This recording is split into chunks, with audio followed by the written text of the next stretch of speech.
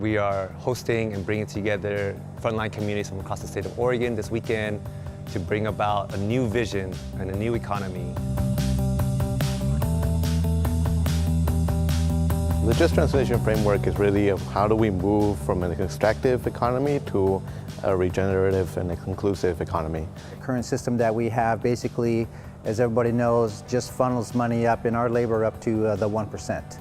And so we need to bring that back down. Rural infrastructure and rural communities really have been struggling for a long time, and we see the Just Transition as an opportunity to really support our communities coming into a new economy.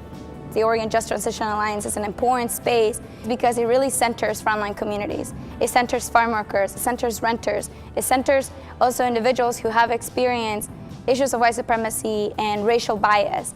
We as frontline community members need to have the space created for us in order to be able to share that. But also in terms of moving forward, we need to continue building with one another. On April 29th this year, on my way to the People's Climate March, my family and I were going up 82nd Avenue, and that day, the same day as the People's Climate March, there was a white nationalist march that was also happening. Right now we're facing a real turning point, and there's two movements growing and two visions of the kind of world that we want to build and the kind of answer to our problems. In the 80s, white supremacists really declared this their kind of white homeland, and they did that because the population of people of color at that time was only about 10%.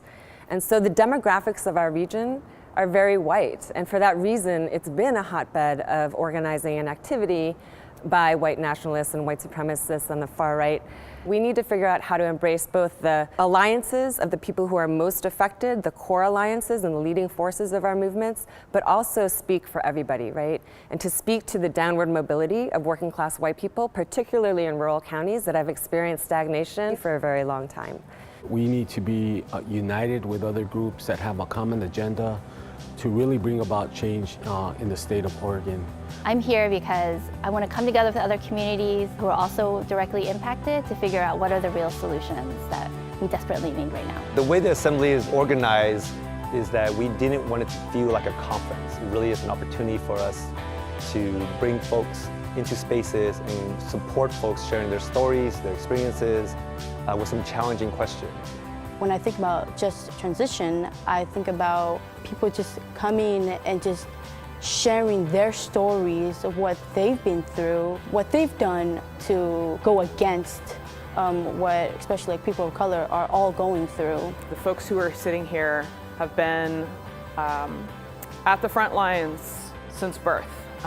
They have been people whose families have been at the front lines. Going through this framework, I was able to connect how their labor is being exploited, how our planet is being exploited, and how we are not benefiting from it, and it really has a huge direct impact on our health and our well-being. In rural Oregon, we're already seeing the impacts of climate change.